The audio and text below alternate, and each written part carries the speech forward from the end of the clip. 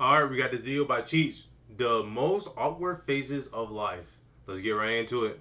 In life where you're just gonna be weird. Huh? Like, you don't even have a choice. It's built in. You look weird, you act weird, and the worst part is, you think you're normal. So here's a list of the most awkward stages we all go through, but no one ever talks about it because we're all too busy pretending they never happened. Starting it off, we have the debate lord phase. This is the phase where you think arguing... I went through this phase. I'm kind of still in this phase, but I'll say I debate like more on like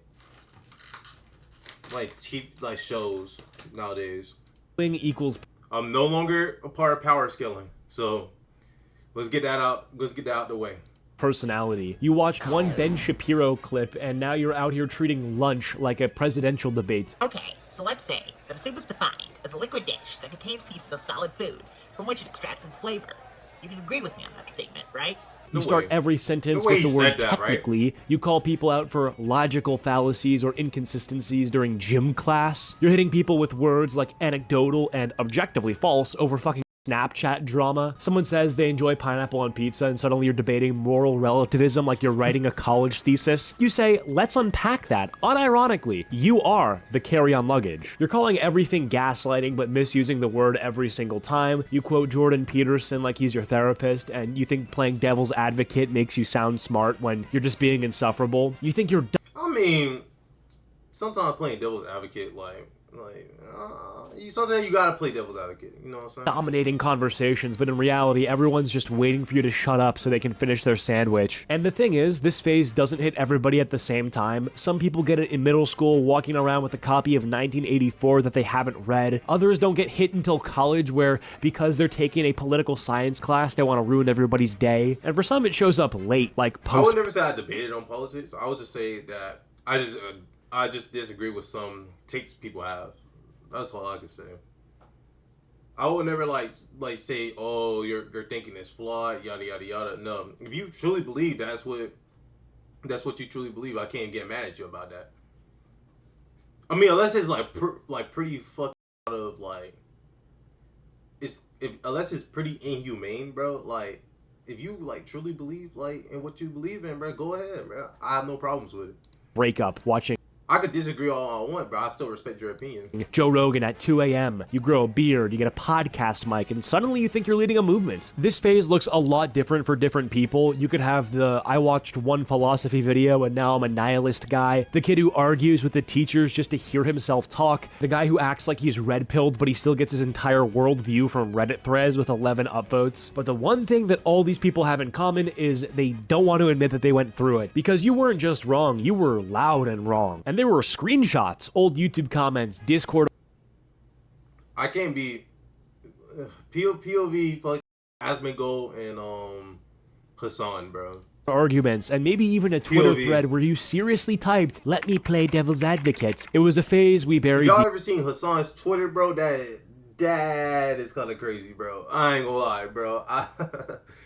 Yeah, he's mainly talking about him, but you feel me. Deep, like 6 feet under, locked in a vault, never to be spoken of again. Because the second someone brings it up, all the cringe floods back like a war flashback. The graphs, the lectures, the fake confidence, and the worst of all, the smug little smirk you did when you won an argument no one asked you to have. Alright, next up we got the cringe accessory phase. This is when you thought a hat, a necklace, or fingerless gloves were gonna change your whole life. You had one personality trait. No! Alright, I've been through the fingerless gloves phase, bro. I dead ass that in middle school. I used to think I was so tough, bro. I ain't gonna hold, bro. I'm not gonna hold. It's not even because I was emo or anything. I just thought it would look cool. But... And it was that you wore a beanie indoors. You thought that you were breaking the Matrix, but you looked like an NPC from a Disney Channel dance battle. You walk around like your accessory gives you lore, wearing a fedora to school, like you were the villain of an off-brand Sherlock Holmes fanfic. What did I used to wear to school? Oh, fuck. Fedora to school. What did I used to wear to school? I did wear the fingerless gloves for about 2 weeks.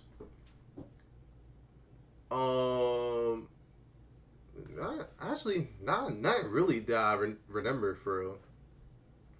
Yeah. Like you were the Just villain the of an gloves. off-brand Sherlock Holmes fanfiction. Every day you looked like you were on your way to a Hot Topic photo shoot that didn't exist. Because tonight will be the night that I will fall for you over again. You weren't dressing for the weather, the vibe, or the occasion. You were dressing for a cringe identity. The worst part is you kept adjusting it, always messing with your bracelet or fixing your hat like you were getting mobbed by TMZ. You'd post mirror selfies with captions like, felt cute, might delete later, but you never did. Okay, next is the fake deep music taste phase. This is when you started pretending that your playlist was a spiritual experience. You'd say stuff like, yeah, I don't really listen to mainstream music, and then play Billie Eilish like it was underground. You judge people for liking Drake while your top artist was someone named Lil Cemetery who made music. Did I go through this phase? No. I would say that when I was in middle school, I got made fun of for liking rock music. So, but I never really pretended like, oh, I don't like mainstream. I'll still listen to mainstream music during that time. That sounded like a car crash in a haunted parking garage. Get the f off the cemetery alive with that fucking drain bull. Successful artist, independent artist, no one wants to fucking hear about it. You'd post screenshots of your Spotify with no context, just a blurry picture of a sad song, and a black screen like you were going through something. You acted like your music taste made you better than people, like, oh, you don't know this song? It's okay, not everyone gets it. Bro, it's lo-fi beats and a girl whispering over vinyl crackle. You're not ascending. And if you've ever uttered the words, you probably wouldn't understand this artist. He's kind of niche. Yeah, this phase got you bad. Alright, next up we have the terminally online phase. This is when your whole personality gets absorbed by the internet. You stop speaking like a normal human being. Yeah, that's me now. And start talking in memes. Someone would say, I'm tired, and you'd respond with, same, lol, deadass, FR, FR, and then a weird tenor gif. You weren't even texting anymore. You're just sending random reaction pics. I was never an online kid growing up, so like once I got older, like granted, I never started fully taking my phone to school till like the end of 11th grade. Because usually it's either like my grandma didn't really like, she didn't believe in taking your phone to school. She said it was no point. It's kind of like a distraction. So I was like, whatever. But I was never, I say now I'm terminally online because like I'm starting to like experience a lot of, I don't know, bro. I can't go nowhere. I can't go without the internet, bro, these days, bro. I feel like that's for a lot of people, too. And gifs like you were running a Tumblr fan page. You called everything a core. Cottage core, down core, goblin core. Bro, you're just messy. So your sense of humor got so warped that you could only laugh at TikToks with 3 likes and distorted SpongeBob audio. Question for you. When you have to run a marathon, but you're in the middle of an edging streak, do you edge while running or do you splurge and then go for a run? Well, me personally, Why am I about to... And worst of all, you started diagnosing yourself with fake disorders from Twitter threads. Like, sorry, I can't hang out today. My Scorpio moon is flaring up and my main character syndrome is acting out. You weren't quirky, you were terminally online. Next up, we got the gym bro conversion phase. This one hits fast. One day you're eating hot Cheetos for breakfast, and the next day you're lecturing people about protein intake. You watched one video of David Goggins yelling, and suddenly you thought pain was a personality. You started carrying a gallon of water everywhere, like you were preparing for a desert mission, and you wouldn't shut up about creatine. Your TikTok feed turned into nothing but pump-up edits and dudes with neck veins telling you to lock in. And you had the audacity to look down at people just because they didn't know what progressive overload was. You were not lifting for health, you were lifting for revenge on a girl who left you on red 2 years ago. You called it a grind set, but in reality you just needed a hug. Alright, next up we have the wannabe skater phase. This is when you bought a skateboard just to carry it around like it was an accessory, but you couldn't. This was me when I was in elementary school, bro. I ain't gonna lie. I had a scooter, skateboard, and bicycle. I couldn't ride the bicycle, but skateboard and scooter, I love using those things.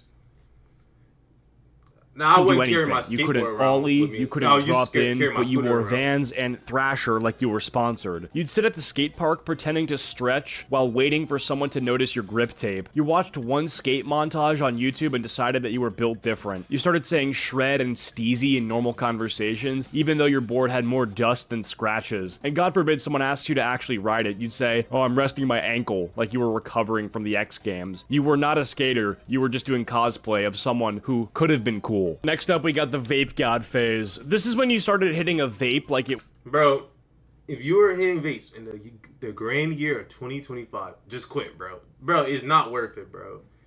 Vape, cigarette, drugs of any kind, bro. Don't do it, bro. It's not worth it, bro. There's no real appeal to it. It serves no benefit, bro, to you, bro. Just stop, bro. It just only does harm. was part of your respiratory system. I'm glad I never smoked. I never smoked, bro. I made that vow when I was younger. I would never smoke. I would rarely even drink alcohol.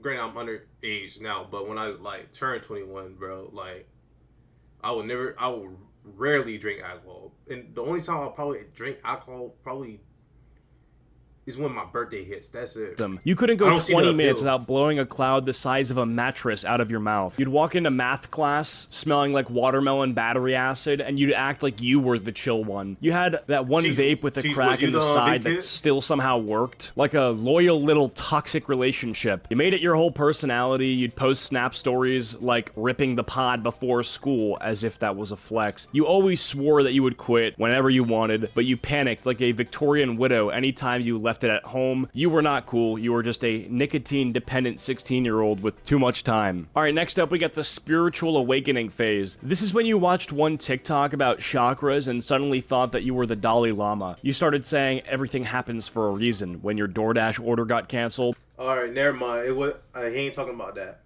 He isn't talking about that. Okay. You bought crystals off Etsy, saged your room once, and Andrew acted like you healed generational trauma. You started calling every inconvenience a lesson from the universe. You wore baggy, earth tone outfits and said stuff like, I just don't vibe with bad energy anymore. Meanwhile, your life was in shambles and you hadn't done a single load of laundry in 2 weeks. You thought Mercury being in retrograde was why people don't like you, but it was not the stars, it was just you being annoying. Certainly a lot of weird phases that we've all been through, and if I missed any, please let me know down in the comments below. If you enjoyed this video, please be sure to leave a like and subscribe if you're new. Follow my social medias, links are all down below, and I'll see you guys all in the next one. Peace.